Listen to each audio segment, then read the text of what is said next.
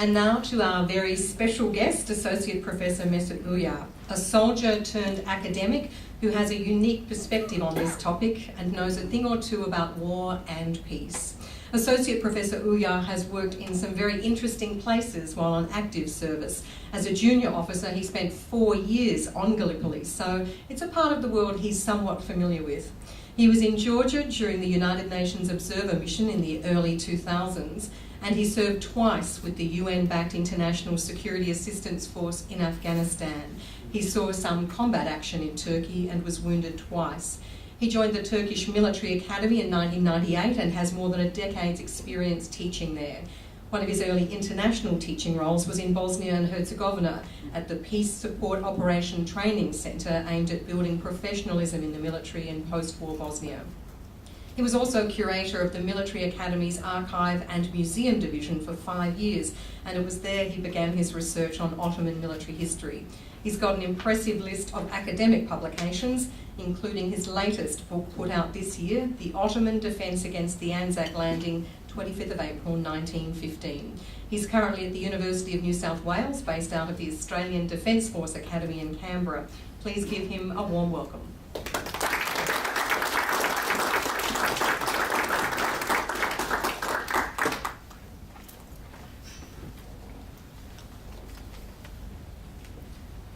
Thanks, Karen, for a wonderful introduction, and thank you for the kind words. First of all, thank you for coming. It's a great honor and privilege for me to speak at Deakin University in front of such a distinguished audience. I'd like to express my gratitude to the organizers, especially Mr. Ahmet Keskin, once again.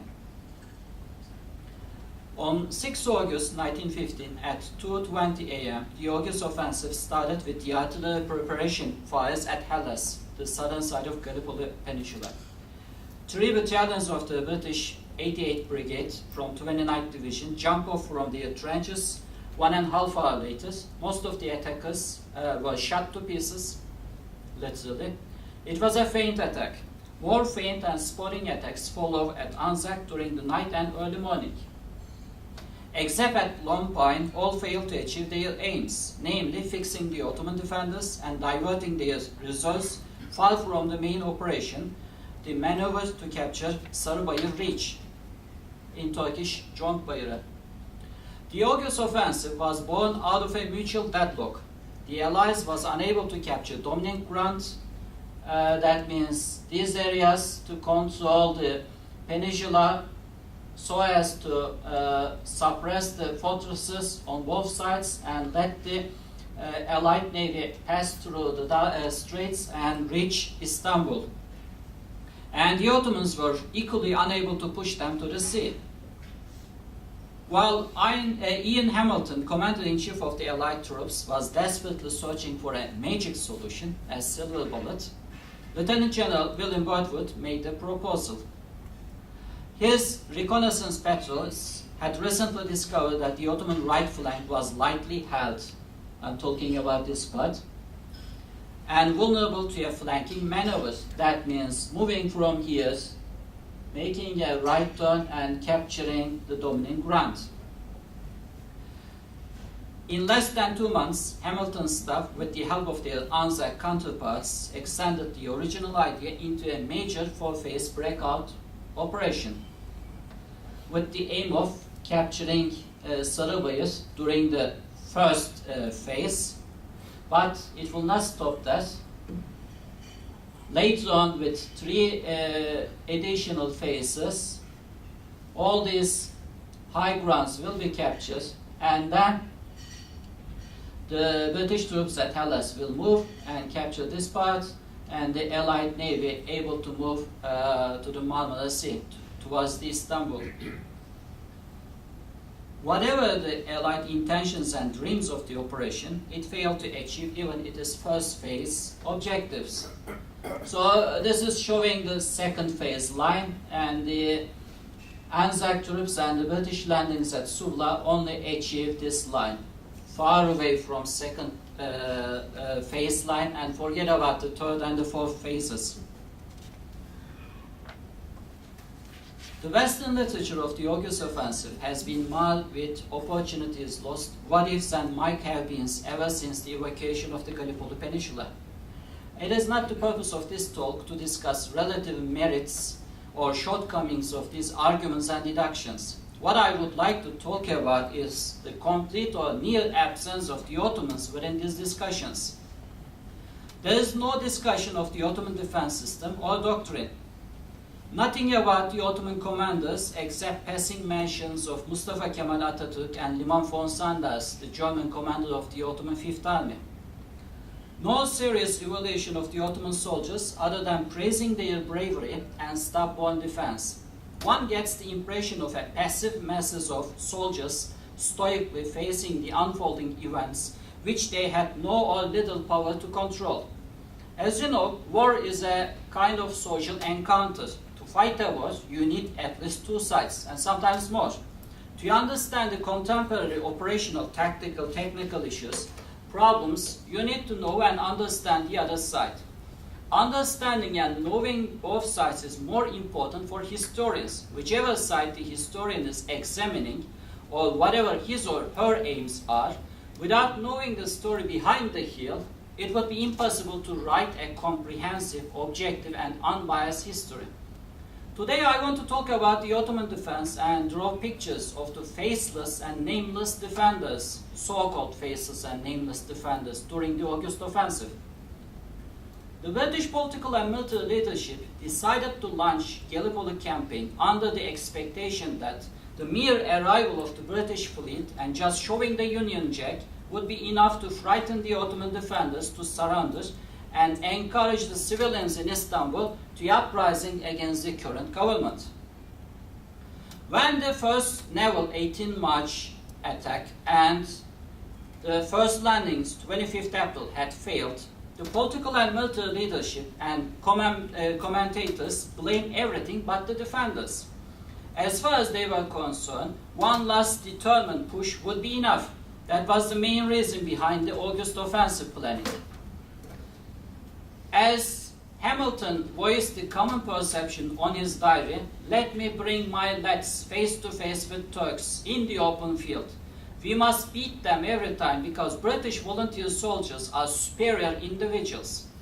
Or rising star of the British politics, Lloyd George, summarized the situation by saying, "A small force of a few thousands landed in time would easily have overwhelmed the wretched garrisons to whom the defense of Gallipoli had been entrusted by the careless Turk." Interestingly, the British decision makers came under the influence of their highly successful war propaganda, in which the Ottomans labeled as bloodthirsty thugs who were simply not intelligent enough to fight a conventional war without German leadership and support. As an example, Hamilton requested Compton Mackenzie, a famous author turned intelligence analyst, to make up a good propaganda story about the alleged moral collapse of the Ottoman army just before the August Offensive. Accordingly, Mackenzie wrote a colorful story. I quote, "All Turkish prisoners have recently told the same story. The peninsula now known amongst them as the slaughterhouse. The other day, 20 Turkish officers refused to go forward. They were arrested and sent to Constantinople, where they were paraded. One of them shouted to some soldiers passing, 'Don't go, it is hell!' End of quote." Surprisingly, it instantly became popular, not within the intended target audience, but the Allied troops and most British soldiers perceive it as true, whereas the Ottoman soldiers simply laugh at it. When you see your enemy as inept, ignorant peasants commanded by corrupt officers, you simply do not treat them as a part of conventional force, but simply as an armed group or horde. In reality, the Ottoman army was highly trained, well experienced, a European-style conventional force.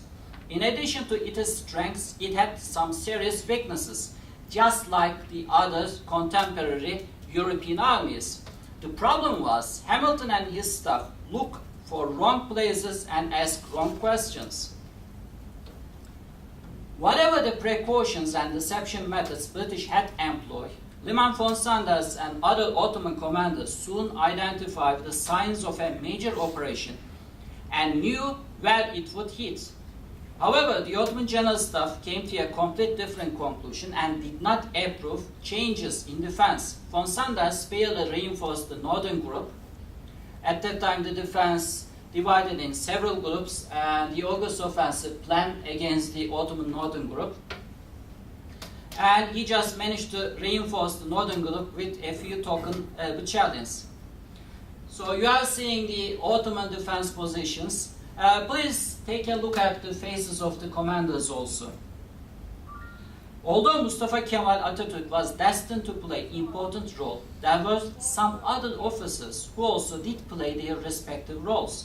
For example, Colonel Rüştü, this gentleman, Colonel Rüştü's 16th Division faced most of the faint and sportive attacks at Anzac, including the one targeting Lone Pine. Similarly, German Colonel Hans Kanengilser, this gentleman, was the division commander who faced the main attack against Sarıbayır on 7 August. When he was wounded in the morning, Lieutenant Colonel Cemil Jong, this gentleman, took over command and led the troops until the next day. At Suvla, it was Lieutenant Colonel Wilhelm Wilmer's detachment that showed the first resistance against the British landings. He kept the British troops at bay for 2 days until the arrival of the reinforcements. The 12th Division commander, Lieutenant Colonel Selahattin Adil, this gentleman, launched the counterattack against the British at Suvla and pushed them away from the high ground, whereas the 7th Division commander, Lieutenant Colonel Ali Remzi Alçıtepe, stopped the Monarch's 4th Australian and Cox's 29th Indian Brigades at further south. This does not mean all of these officers did their jobs perfectly and exactly as it should. Some blundered completely, like the 16th Corps commander Ahmet Feyzi, who refused to counterattack the British at Suvla at once and asked more time for preparations. Others, like Cemil Jong, faltered from time to time. What made the Ottoman army different and more efficient than the British was most of the commanders acted decisively, aggressively, and did not shy to punish or purge who had failed. Von Sanders immediately replaced Ahmet Feyzi with Mustafa Kemal, and similarly, Mustafa Kemal acted quickly and decisively. After organizing the counterattacks at Suvla, he personally led the counterattack against Çunukbayır because he did not trust the commanders there. The massive and well-coordinated attack was simply too much for the 6th Loyal North Lancashire and 5th Wiltshire battalions, which had took over the defense from the New Zealanders earlier. Even though the Ottomans suffered heavy casualties, they managed to push them out of their fragile hold. And the New Zealand machine guns at Apex here only managed to stop the attack, and by doing so prevented a possible disaster.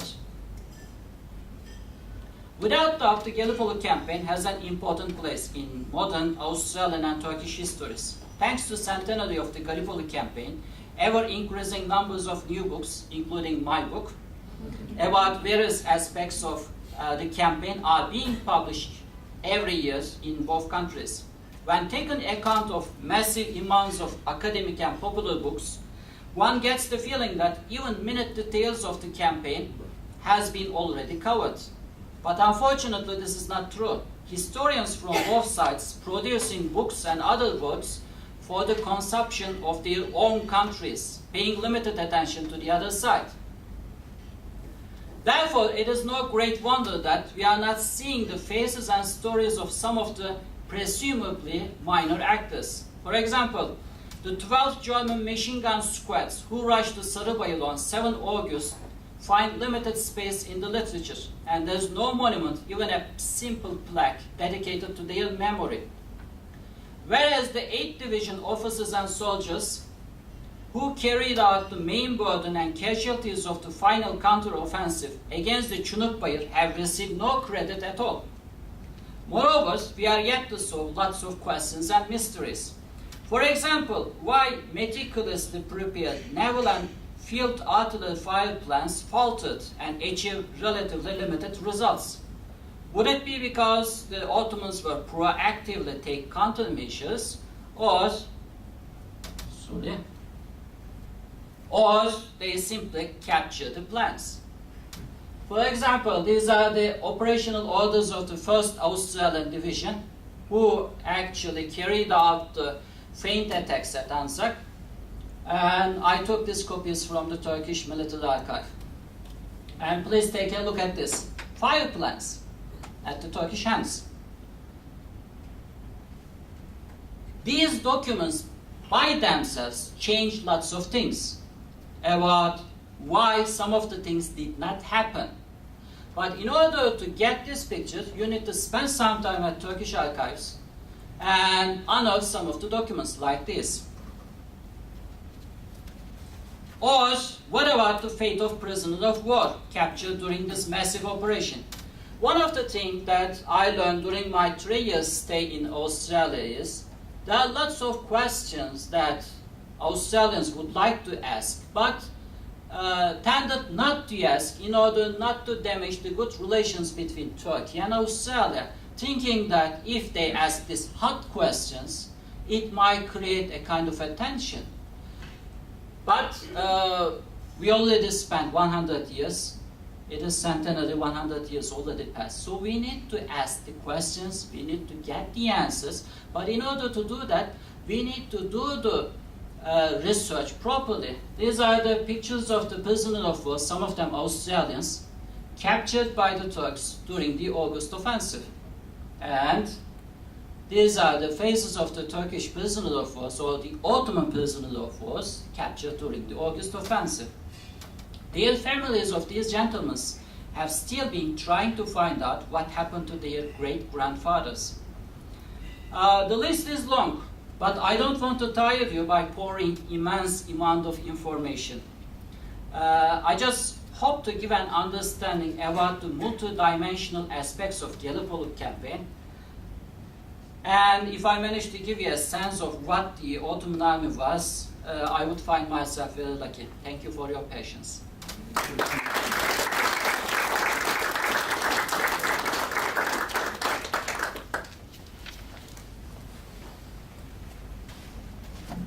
So now it's your turn. I just remind you to keep your questions brief. Please refrain from commenting. We have Tanya and Nadia who will have microphones roving around the room. Does anybody have a question right off the bat? Very good. There's a lady here at the front. Microphone's coming. I'm a lady with a deep voice. Oh, sorry. Apologies. Professor, I quote you said that the Turkish General Staff identified signs of an operation prior to the August offensive. Could you please give us an idea of the intelligence or the espionage feed coming in across the Mediterranean? Well, first of all, let me briefly describe what is espionage and what is intelligence. Combat intelligence is the capacity of the military units to understand what the enemy is up to. So they are using not some secret agents like James Bond, they are using regular military personnel like you once upon a time, and try to get information by observing, conducting limited targeted reconnaissance or raid parties, capturing enemy prisoners of war to get a feeling what is going on. And observation by itself gives you lots of information, because we are talking about movement of thousands of units. Even if you try to do it during the darkness, you already see from the map that the beachheads of the Allies relatively small. So any big movement, you can easily find out that. And the Ottomans discovered this, the troop movements in the mid-June. And I came across lots of reports from the patrols, the Ottoman patrols or observation posts, telling that there is some reconnaissance activity going at the right flank. and dates, the timings. So the Ottomans find out that the Ottoman units at Gallipoli Peninsula found out that the Allies are planning to do something. And in comparison to 25th April landing, this time they knew where they are planning to hit. The problem was they suffered difficulty to convince general staff about their place. The general staff in Istanbul thinking that the attack would target Bolayır or Saros, because they thought that attacking Sarıbayır range would be foolish, because you need to do more complex maneuvers by capturing the sorry, let me go back to the one of the maps.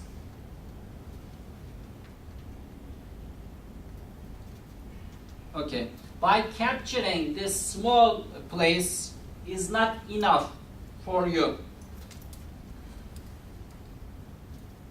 This would be the first phase, because anyone who visited Gallipoli knows that there are lots of hills behind. So after capturing this part, you need to capture this part, and at the same time you need the units here, the British, to move up, because your target is to suppress or silence these fortresses that are actually blocking the Allied Navy's movement into Marmara. So capturing one hilltop is not enough. So the Ottoman General Staff thought that this complex maneuver cannot be achieved. So they expected landing farther north. That was the basic reason. And related with espionage, at that time there were lots of freewheeling agents, some of them local fishermen, peasants, tradesmen, some of them the German agents, or some double agents, willingly selling the information they are getting. Especially there is a very effective spy ring in Lemnos Island. There was another in Athens. I came across some of the miscellaneous reports, but because my area of expertise is related with military history, I did not spend much time about it. But it is obvious that there are enough Greeks and other nationals willing to sell the information they are getting. And I came across a document listing the names of the ships arrived on that particular day and what they were carrying. So the problem is, because the British and the other Allied nations treated the Ottomans not an effective state and military, but something like ramshackle, political entity, unable to do some of the complex tasks like espionage or intelligence. That is the problem. Next question. We'll go to the gentleman at the back first, who is a gentleman, apologies. Thank you. How many Germans and in what positions or capacity did they perform throughout the Gallipoli campaign? Well, the exact number of Germans, we don't know for sure. The top numbers, according to the German archives, Reich archives estimate back in 1940s, 700. According to Liman von Sanders and according to my calculations, around 500. But most of these Germans were placed at the fortress command. They were artillery experts, engineers, some marine personnel. But there were also German officers and soldiers within the units defending the Anzac and Hellas. There was a engineers company at Hellas, and there was volunteer German machine gunners. These are German mariners working in German ships, volunteer to serve in Gallipoli after passing through a machine gun training. And overall, we are talking about around 24 machine guns. And there were also German staff officers or German officers in command positions. In addition to Liman von Sanders, there were some German corps commanders, division commanders, regiment commanders. There were some staff officers, chief of staffs, etc. But overall, the numbers, according to my calculations, did not exceed 500. And I made a calculations for August offensive. the number of German officers in command or critical staff positions during the August offensive, 8%, including the ones on the Asian side. So 92% of the officers' critical command position and staff positions occupied by the Ottoman officers. The lady here in black. Thank you very much for your talk, which was very informative. My question is one of the questions that's raised almost every year, to do with the actual evacuation of the peninsula. If it is outside the scope of today's talk, I would understand, but if not, if the Ottoman side was really aware of all these other things about the August offensive, were they aware at all of the forthcoming evacuation prior to that happening? And also the two photos you had shown of the prisoners of war of the two sides, can you unpack those photos for us? Because visually they tell a lot to us, but maybe looking at them as a researcher, you see a lot more than we can see. Can you talk about them as well? Thank you. Okay, the first question. So actually it consists of two questions. One was the Allied evacuation during the December 1915 and January 1916. The Ottoman Field Command and the Ottoman General Staff in Istanbul was aware about the preparations for the evacuation. They got the winds of it 2 months before that. I came across lots of intelligence reports and also reports sent by the units telling about the drastic changes about the enemy activities at Anzac and also at Hellas, and the speculation even at the level of the platoon commanders or company commanders, because I came across references in the diaries of some published or unpublished diaries that the Ottoman frontline soldiers also aware about that the Allies would certainly evacuate the peninsula. There were two serious problems for the Ottomans. One was, even if the Allies making preparations for evacuation, their defense line is very strong, having the artillery support. So if you simply could not forecast the exact timing of the evacuation, your assaults would achieve nothing. And actually, after the evacuation of the Anzac, Liman von Sanders ordered 2 divisions to attack at Gully Ravine, and it failed. The attackers shot to pieces, literally slaughtered. The problem is, even if the Allies are evacuating, they still have their defense line manned by troops. So, in addition to understanding the intention, you need to know the exact timing to catch them unprepared to withstand an attack. And the Ottomans are unable to do that. The second thing was, most of the aggressive commanders at that time already assigned to different theaters. They will replace more sedentary commanders, and these ones simply lacking the necessary experience because they didn't serve at Gallipoli during the heat of the day. They arrived very late on. They simply did not understand the dynamics. The third one is, most of the foot soldiers, the infantrymen, general officers, simply did not want to attack anymore. Because as a former soldier, I can say it with confidence that you don't want to be the last man killed in a theater that would cease to operate in a few days. I mean, it is very tough to be the last man got killed in a theater. After the August offensive, even if during the heat of 21st, 25th, 26th August, both sides already well bored of these actions and they want a drastic stop. They knew that the First World War will continue on in other theaters, but they simply fed up with Gallipoli and they want it to stop because they see it completely foolish.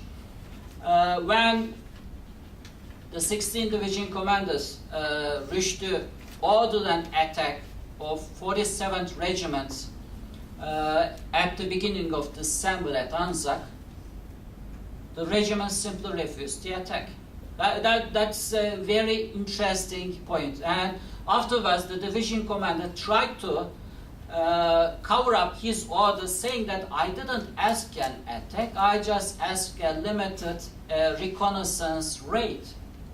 So during the December and January, both sides already fed up, and they try to finish this campaign once and for all and try not to be the last dead man of the campaign.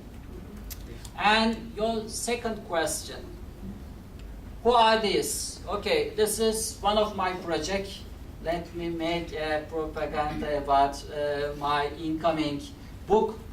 One of the things that I discovered in Australia is people here really looking at to get a concrete answer about the fate of the Australian prisoner of war, because most of them already read some of the published accounts of the memoirs of the prisoner of war, including Thomas White, and they came up with lots of nasty stories. So as a military historian, I personally like operational methods, the tactics and techniques, the operational functioning of an army in the field. But when I discovered this so-called hot topic, I decided to do some very basic research, because currently we don't have the exact number of the Australians captured by the Ottomans. And anyone who read the brick-sized volumes of Charles Bean would come across lots of reference how the vicious the fightings were, how both sides did not give any parole to the captures. And for example, Charles Bean noted in two parts while describing the 25th April landings how the Australian soldiers cold-bloodedly executed more than 20 Ottoman prisoners because they simply did not have capacity to evacuate them back to the coastline. And he said that the Turks were also doing the same thing. So that puzzled me, and I conducted an extensive research, and still it is going on. And next month I will go to London to do the research in the British National Archives. According to my initial findings, the exact number of the Australian prisoner of war captured by the Turks was a very big number. For example, during the August offensive at Kireçtepe,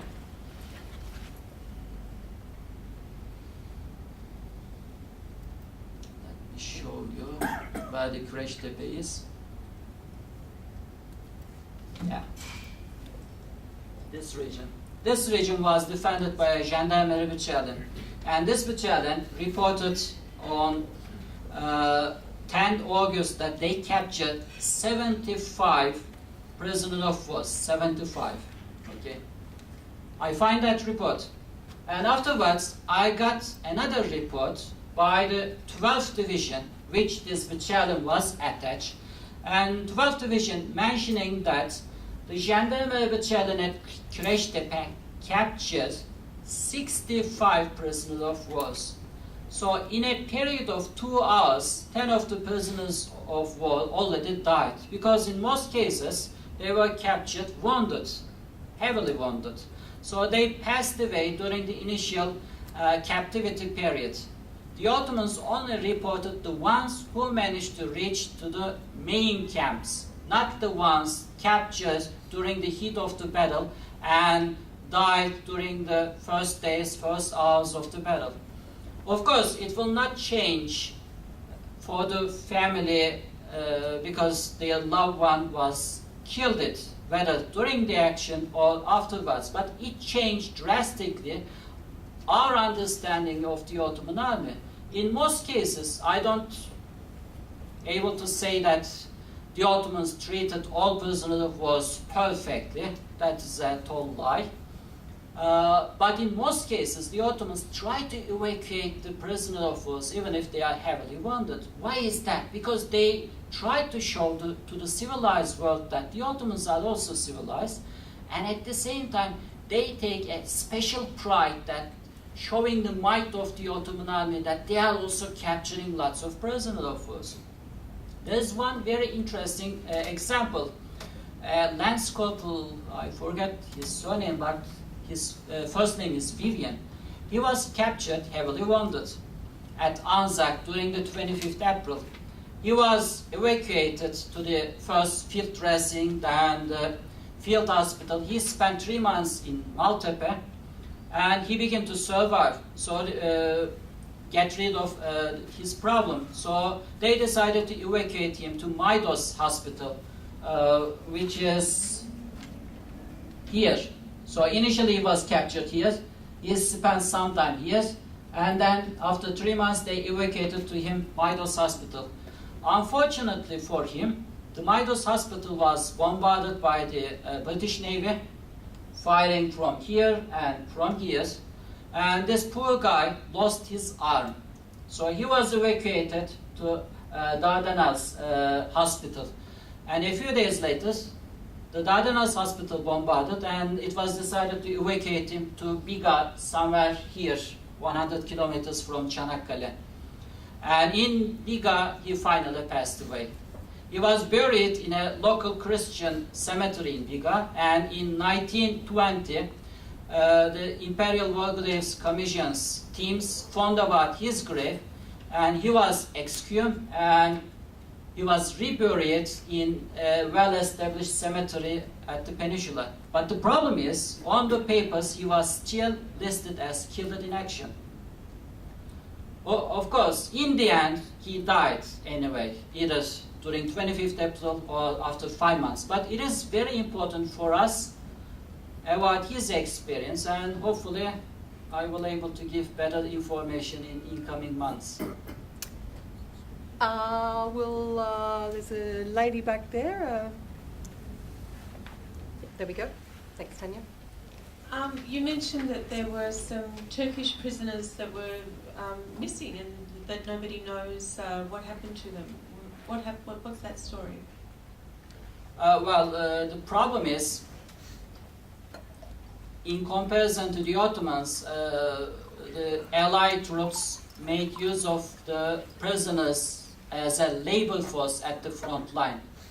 So nearly every Ottoman prisoner had to spend at least several weeks at the front line, digging trenches, digging graves, preparing roads, etc.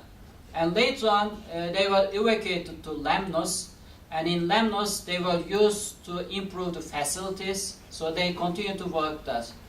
And in between this period, the British kept poor records of the prisoner of war. For example, if you go to Lemnos, you will see at the very neglected part of the island a cemetery. Actually, it's a communal burial ground, and there's a simple stone monument, and there's a marble plaque saying that approximately 70 prisoners of war buried here. So no names, nothing about them. Later on, after the Lemnos part, the prisoner of war from Gallipoli ended up in Egypt. In Egypt, either they can stay at the prisoner of war camps with a salary, they can work at some of the labor projects. At that time, the British, unable to understand the Ottoman dietary system, so they devised a calorie-rich system in which the prisoner of war received lots of meat, bread, but no vegetables, nothing green. And this created an epidemic called pellagra. Pellagra, born out of deficiency of vitamin B. In extreme situation, you will lose your sight or you will simply die. And at around 25,000 Ottoman prisoners of war perished because of pellagra. According to the First World War statistics, the highest death rate for any prisoner of war, the number one is Romanians, the second Serbians, the third the Ottomans. There were Germans and Austrians in nearby prisoner of war camps in Egypt, they didn't suffer much about this pellagra disease. The reason was because they were getting vitamin B from other sources.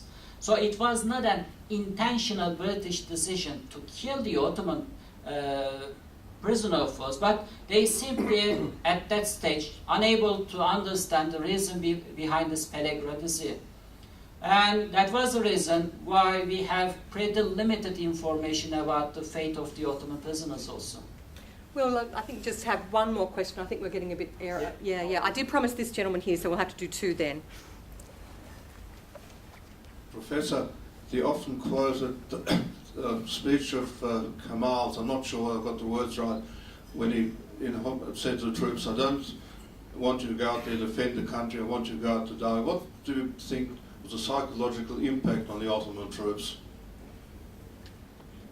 Well, that order was given on 25th April, and the original defenders of the peninsula at that stage, coming from the villages or towns, either from Gallipoli or nearby.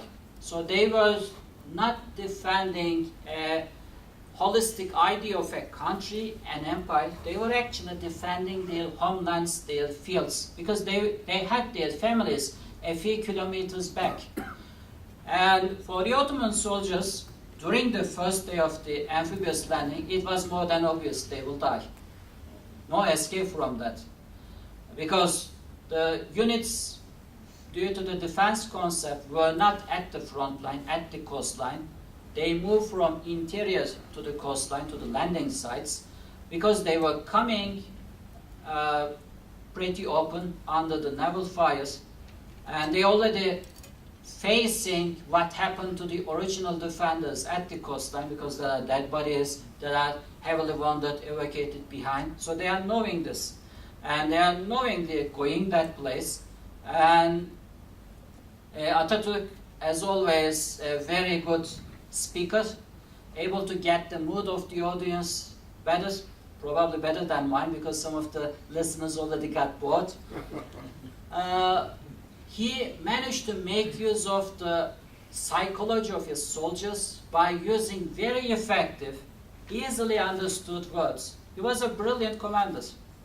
And Ahmet Keskin from the AIS has the last question here. I'm sorry to everybody else for not getting to you. I apologise. My question is just about the training. We know that the Ottoman casualty rate was far greater than the Allied forces. So as these young men were coming across from Anatolian mainland to the training camps, getting ready to go to the front line, do you think that the training that they were going through was sufficient? And can you comment a bit about the duration? Was it time constrained because of the casualty rate increasing, or was it sufficient? Well, related with the original divisions, the ones that faced the Allies during April and May, most of them were not raw recruits. They were veterans of the Balkan Wars, already passed through the battles, already knew what the firepower machine guns doing to the people. So, for example, 27th Regiment that defended this area during 25th April faced the Australians. 2/3 of the regiments with the same regiment participated in the Balkan Wars. And they were coming from the villages from here or from the Anatolian side. But later on, especially during the June, July, August period, new units arrived or replacements flooded to the units, and most of them passed through only 1 month training, maybe less. So they were actually real raw troops. There was a rotation system based upon the experiences at the Ottoman front line and also the German experiences at the Western Front. So not all of them sent to the front line and told, okay, you are going to the front line and you will die. That is not the case. They passed through a step-by-step training. First trained behind the course, later on assigned to relatively